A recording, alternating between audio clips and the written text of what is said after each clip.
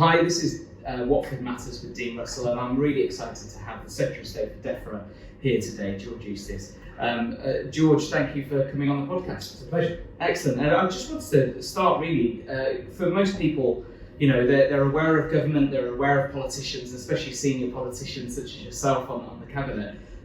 Could you just give a bit of background to, you know, how you got to be where you're at? Because you've got an incredible story to tell.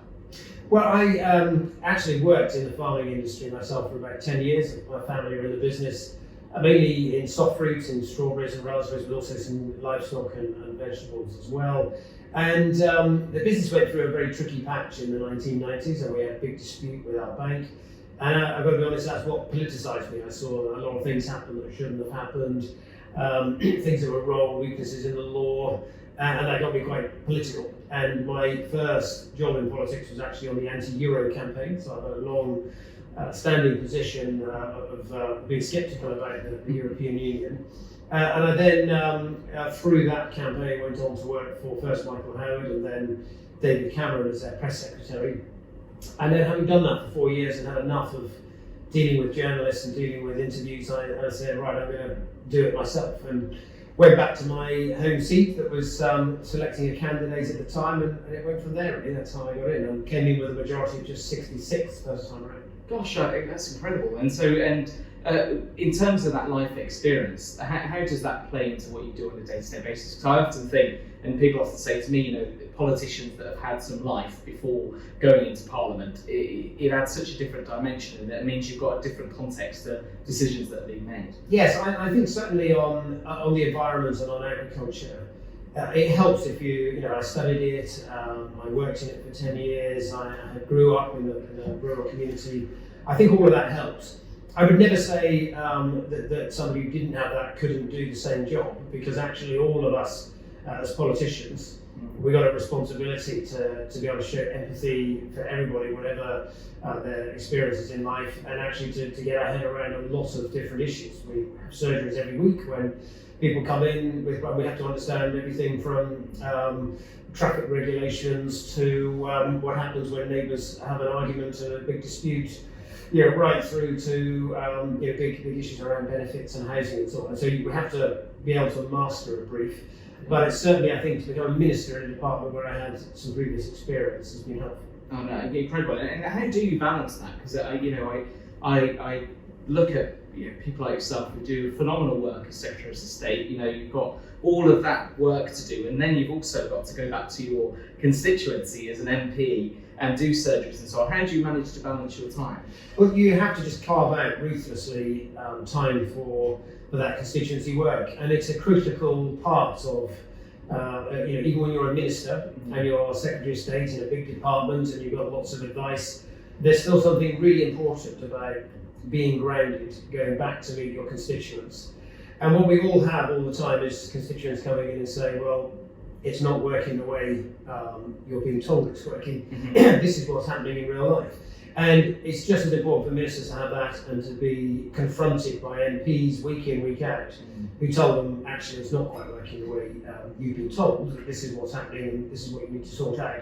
And it's a big part of how democracy works. Oh, absolutely. I mean, I must admit, as a relatively new MP, I suppose 2 years in now, it's amazing how many conversations happen outside of the chamber that inform decisions, but more so inform the conversation. That, you know, I recall for me on the Health and Social Care Select Committee doing volunteering at the local hospital, and it was often the questions I was being asked on wards that I would then ask in the Select Committee, and I imagine you must have the same thing, because you go and visit sites, you get to meet colleagues who are all giving you this input into what you're doing. Absolutely. I often say that all of your greatest regrets in politics come from not asking the right questions at the right time. And our whole system is built on questions. You will know that now as an MP, parliamentary questions, written questions that you table. And actually, it's an incredibly important part of the task, because a backbench MP asking a particular question, a minister has to agree the response. And I always found as a minister, often I would learn something that I didn't know before in the nature of that response. And sometimes it would alarm me, and I would say, this can't be right, we should have a meeting on this to discuss it. And so your MPs are getting constituents asking the questions and then ask questions of ministers. actually perform a really important function. And it's only if ministers have that information that they can ask the right questions of officials. And if they don't ask the right questions, then you can end up with bad policy if you're not careful. Yeah, absolutely. I think it's been one of the great red lines, as it were, red threads through everything that we do, is the amount of questions we do throw at government. And I think sometimes what people see on TV are the very snippets of PMQs and so on, but actually the amount of time we spend in the chamber or in select committees and so on, asking questions and trying to delve into the decision making. I mean, from your perspective, what's been the most important things that you've been doing over the past couple of years that's informing policy, and what are the sort of questions you've been asking? Well, the really big thing for me is leaving the European Union affects a department like DEFRA more than any other Whitehall department, because 80% of the laws that we are responsible for used to emanate from Brussels. And it's a big culture change for a department to go from really just implementing legislation from the European Union to actually thinking from first principles, what does good policy look like? And with that freedom to be able to do things differently on agriculture, on fisheries, on the environment, comes a really important responsibility to get it right, not to mess it up, not to make bad judgments.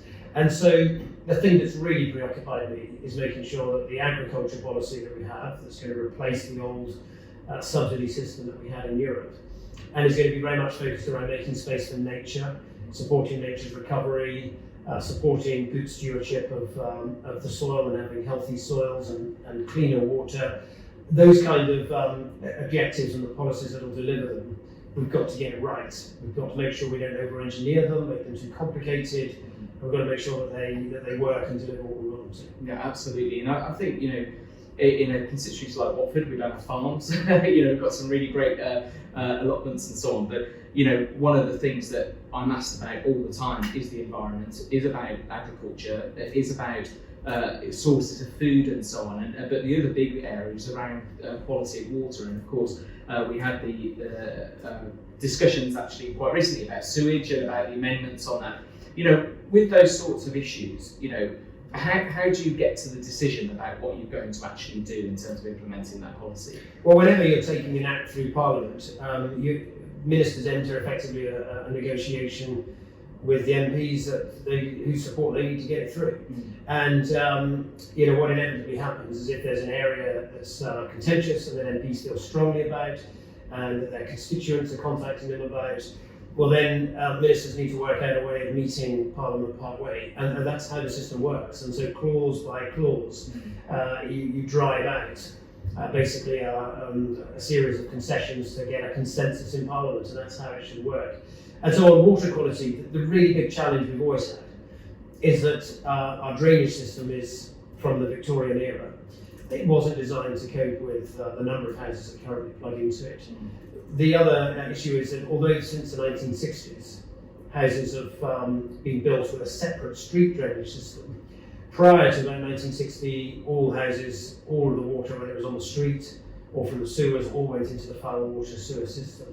And that means that too often, with flash rainfall events, that system gets overwhelmed, and then they have to have these sort of emergency discharges into rivers. Now that's really not acceptable in the modern era. It's something that we are addressing. We've given clear instructions now to Ofwat in the next pricing plan to direct water companies to make the investments necessary to significantly reduce that problem, and to basically raise the money they need to in order to do that. Yeah, absolutely. And I have to say, from my experience working with you and the team, how passionate you were to get that right. Actually, it was absolutely clear. And I think with looking at that, obviously your experience as a farmer, I suppose, in your early career, how does that manifest into your passion for the environment? Because it's, people talk so much about the environment now, and you've probably got one of the key roles to make sure we're protecting it in the UK. How do you apply that learning to what you do now? So it's really about, I think, being a good minister at any level is really, or even an MP for that matter, is about being a master of detail in some areas. You can't be a master of detail at all. And then asking the right questions to probe decisions, and to be absolutely certain about what you're doing before you press the green button and go. And the reason for that is it's complex. The environment is complex. Policy in any area is difficult. There will always be some unintended consequences, some of which you might have foreseen, some of which you won't have. And so making sure that you take extra care on the design of the policy and how you intend to implement it and over what time frame is really important. Yeah, absolutely. And I think what people sometimes are surprised at when I'm spoken to them is about the passage of the bill. You know, you've got 3 readings, you've got all the debates behind the scenes, you've got all of the work. How do you plan for that? Because obviously it's quite a long time. The bill doesn't happen overnight. It's many months, can be years to do that. And of course, you want to get that policy in as soon as possible. What's the how do you manage to maintain the energy and passion for what you're doing? Well, I've taken a couple of bills through Parliament myself as a minister, and it starts really with, first of all, you've got to be really clear about what your policy objectives are, so you can give very clear drafting instructions to Parliamentary Council. And then the government employs some very talented lawyers who know how to draft the clauses that we debate all of the time, and they will draft a bill that basically sets out the statute and the clauses that deliver what you want to deliver. Very important as a minister that you understand that each and every clause inside out and the precise meaning of it, because that's where you get caught out if you don't properly understand the clauses that have been written for you. You need to understand them. And then, of course, you have those various stages of debate, and it's really only being a master of the actual clauses and what they achieve that you can get through that. Where there is a challenge and where there's a strong body of opinion that's against something you're trying to do, you'll try to accommodate them by amending the bill to accommodate some of the concerns, and that has to happen on all bills.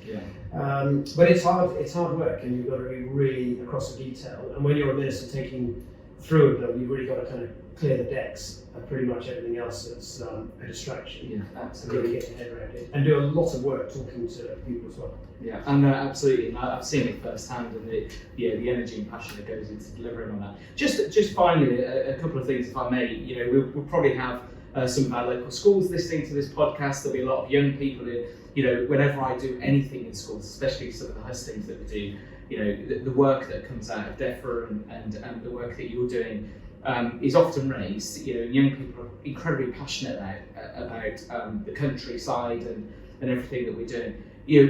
What would you say to anyone who's young now who wants to get into politics or is thinking about that sort of career?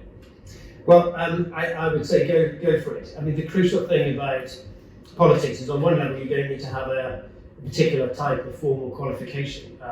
I personally didn't do a degree. I did a different course in horticulture. And the thing about Parliament is there's people here who worked in the NHS or as doctors or as researchers. Some of them have got degrees, some of them don't.